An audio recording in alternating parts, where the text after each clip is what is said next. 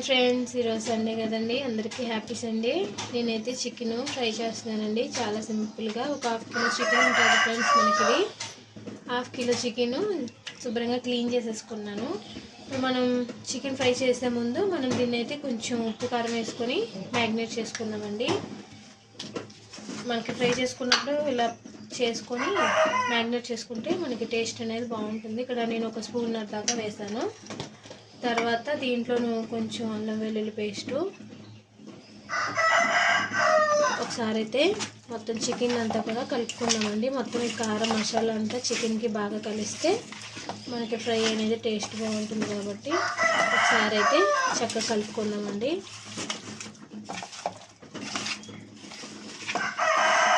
ఇలా కలుపుకొని మనం అయితే ఒక హాఫ్ అన్ అవర్ లేదా ఒక 15 మినిట్స్ అయితే పక్కన పెట్టుకుందామండి. ఫ్రిడ్జ్లో కానీ బయట కానీ మీ ఇష్టం. నేనైతే ఒక హాఫ్ అన్ అవర్ అయితే పక్కన పెడుతున్నాను.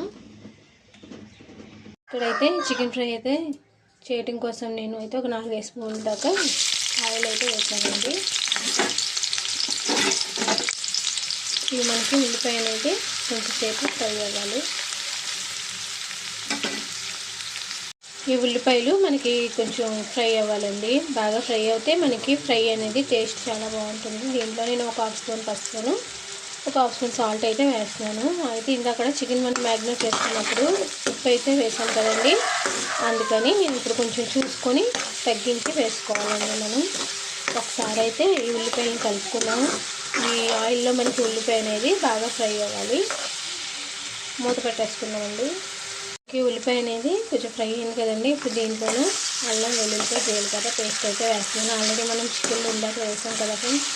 ఇంకో స్పూన్ అయితే మనం దీంట్లో వేసుకున్నాం. ఇది కొంచెం పచ్చివాసన పోయేదాకా అయితే ఫ్రై చేసుకున్నామండి.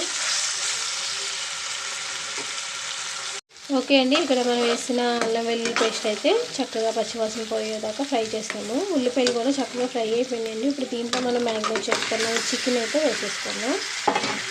ఈ చికెన్ అనేది మనకి కొద్దిసేపు మగ్గాలి. ఎందుకంటే మనకి చికెన్ కడిగాం కదండి, కడిగి మ్యాగ్నేట్ చేసాం కాబట్టి కొంచెం వాటర్ లెక్క వస్తుంది. మనకి కొద్దిసేపు అయితే చికెన్ కూడా ఫ్రై చేసుకోవాలి. ఒకసారి మూత పెట్టేసుకుందాం. ఇక్కడ చూసారండి, మనం చికెన్ వేసిన తర్వాత ఒక 2 మినిట్స్కి మనకి వాటర్ అనేది ఎలా వచ్చిందో, కాబట్టి కొంచెం మగ్గాల్సిందండి వాటరు.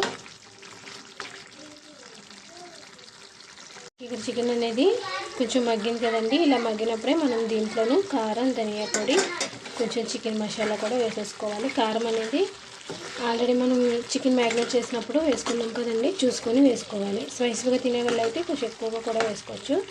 చికెన్ ఫ్రై కాబట్టి నేను కొంచెం కారం అనేది ఎక్కువగానే వేసాను. ఇప్పుడు మనకి చికెన్కి మసాలా అంతా కలిసేంత వరకు కూడా 2 మినిట్స్ అయితే కలుపుకొని ఫ్రై అనేది మనం సిమ్లీలో పెట్టుకొని అయితే చేసుకోవాలండి.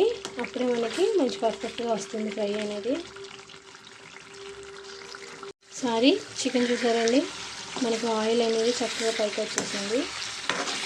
మసాలా కూడా బాగా కలిసిందండి. దీంట్లో ఇప్పుడు నేను వెల్లుల్లిపాయ, జీలకర్ర బరకగా దంచుకున్నాను రోల్లోను, దాన్ని కూడా దీంట్లో వేసేసుకోవాలండి లాస్ట్లోను. దీని ఫ్లేవర్ అనేది చికెన్కి కలిసేంత వరకు ఫ్రై చేసుకోవాలండి. చాలా బాగుంటుంది ఇలా లాస్ట్లో వేసుకుంటాము. మనకి ఇంకొక 5 మినిట్స్ అయితే పడుతుందండి చికెన్ ఫ్రై అవ్వడానికి. సిమ్లీలో పెట్టుకొని కలుపుకుంటూ ఉండాలి, కింద అడగట్టకుండా.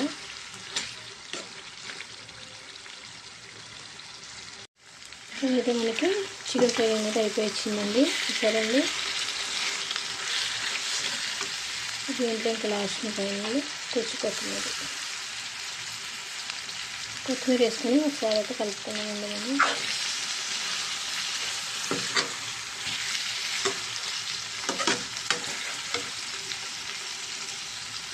Okay friends, finally chicken fry అయితే అయిపోయిందండి. చక్కగా గ్రేవీ తోటి రైస్లోకి సూపర్ ఉంటుందండి. ఈరోజు సండే మా లంచ్ వచ్చి చికెన్ ఫ్రై చేశానండి. చక్కగా గ్రేవీ తోటి పిల్లలకి, పెద్దవాళ్ళకి అందరికీ చాలా బాగా నచ్చుతుందండి. మనం మసాలా కారం అంతా కూడా చాలా తక్కువగా వేసాం కాబట్టి వాళ్ళకైతే బాగా నచ్చుతుంది. ఓకే ఫ్రెండ్స్, నేను చేసిన ఈ చికెన్ ఫ్రై అయితే ఎలా ఉందో ఖచ్చితంగా కామెంట్ చేయండి, లైక్ చేయండి, షేర్ చేయండి. Bye friends.